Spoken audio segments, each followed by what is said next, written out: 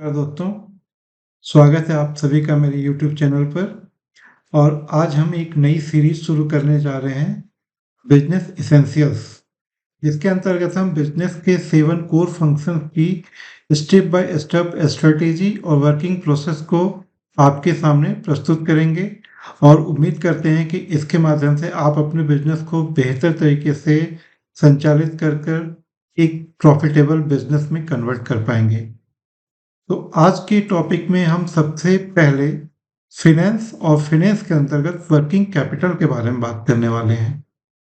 दोस्तों, working capital के बारे में सबसे पहले बात करने का मेरा उद्देश्य ये है कि पिछले 2 सालों के बिजनेस कोचिंग के जर्नी में मैंने लगभग 200 से ज़्यादा एंटरप्रेन्योर से बात की और मैंने ये महसूस किया कि वर्किंग कैपिटल के कंसेप्ट को लेकर कहीं न कहीं सस्पेक्ट या अनिश्चय की स्थिति बनी रहती है।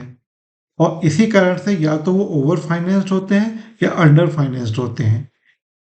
अगर आप ओवर फाइनेंस्ड हैं तो आप अपने रिसोर्स का इफेक्टिव यूज़ नहीं कर पाते हैं, और अगर अंडर फाइनेंस हैं तो आपके बिजनेस की डे टू डे एक्टिविटीज़ मुश्किल हो जाती है और आपका पूरा का पूरा बिजनेस सिस्टम रिस्क पे आ जाता है। तो इस बिजनेस वर्किंग कैपिटल के कंसेप्ट को हम एक माइंड मैप के द्वारा समझने की कोशिश करते हैं। तो लेट्स डीप डाइव।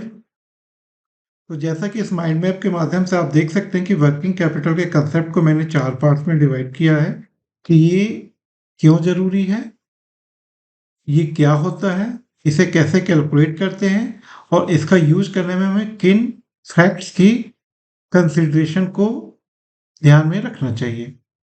तो सबसे पहले हम समझते हैं कि व्हाई इट इज एसेंशियल। जैसा कि मैंने पहले भी आपको बताया है कि अगर आपके बिजनेस में वर्किंग कैपिटल रिक्वायरमेंट से ज़्यादा है तो आपकी प्रॉफिटेबिलिटी को इम्पैक्ट करता है, और अगर आपके बिजनेस में रिक्वायरमेंट से कम है तो आपके बिजनेस एक्टिविटी को इम्पैक्ट करता है। मीन्स ओवरऑल ये आपके बिजनेस को हर हाल में इम्पैक्ट करता है, इसलिए इसका आपके बिजनेस में एडिक्वेट अमाउंट पर परफेक्ट रूप से मैक्सिमाइज यूज के लिए होना बहुत ज़रूरी है। और इसे जानने के लिए हमें सबसे पहले ये समझना होगा कि एक्चुअल में वर्किंग कैपिटल होता क्या है। तो बेसिकली वर्किंग कैपिटल आपके बिजनेस की करंट असेट और करंट लायबिलिटी का डिफरेंस होता है। एंड नंबर 3 कि इसे हमें कैलकुलेट कैसे करना है। इसको कैलकुलेट करने की प्रोसेस बहुत ही सिंपल होती है, जिसके अंतर्गत हमें सबसे पहले अपनी बिजनेस के असेट्स को लिस्ट करना होता है, जिसके अंतर्गत आपका cash in hand, inventory, receivable accounts और कोई शॉर्ट टर्म असेट अगर आपने क्रिएट किया हो तो उसको ऐड कर लें और उसका सम कर लें। सिमिलरली आपकी जो करंट लायबिलिटीज है, जिसमें आपका वेंडर का पेमेंट, सैलरी का पेमेंट, आपने अगर कोई बैंक से या किसी फिनेंशियल इंस्टीट्यूट से कोई डेप्ट लिया है तो उसकी एनुअल लायबिलिटी, और इसके अलावा अगर आपने बिजनेस को प्रमोट करने के लिए कोई इंसेंटिव स्कीम या कमीशन स्ट्रक्चर बनाया हुआ है तो उसमें जो आपकी पेबल लायबिलिटीज होती है, इन सभी को एक जगह लिस्ट कर लें और इन दोनों का जो डिफरेंस होगा that is your working capital.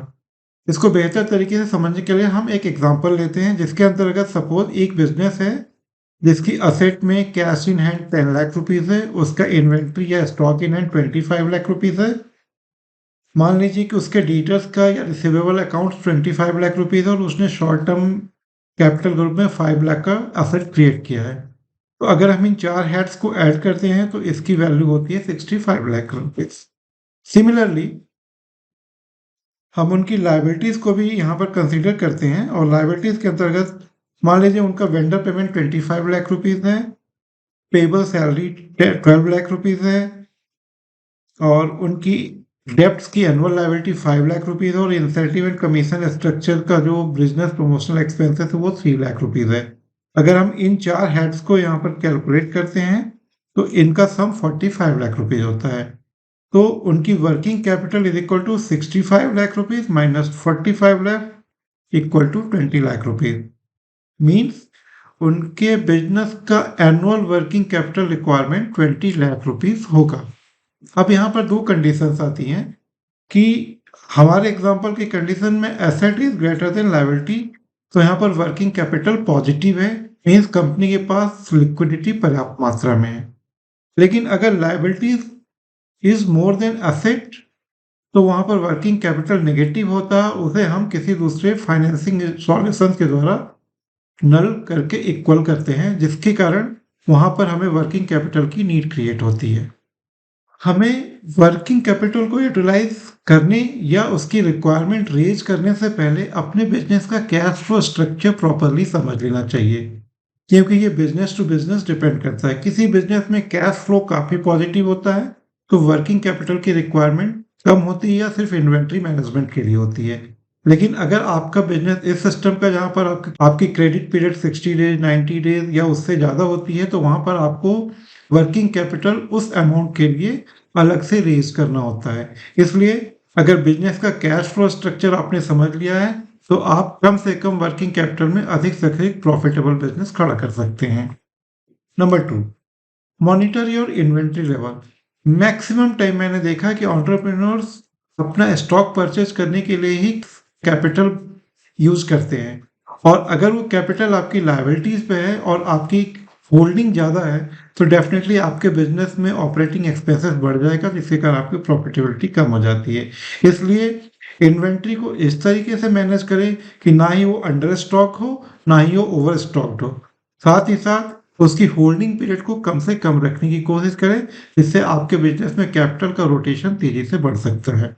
Suppose आपके रिसीवेबल्स फास्ट रोटेट होते हैं, जहां पर आपकी क्रेडिट टर्म्स कम होती हैं, तो आपके बिजनेस का कैश फ्लो बढ़ा रहता है और इस कारण से आपकी पेबल या वेंडर रिलेशंस भी प्रॉपरली मैनेज होती हैं और इसके कारण आपके बिजनेस में प्रॉफिट बढ़ सकती है। Number 4, plan your forecast strategy.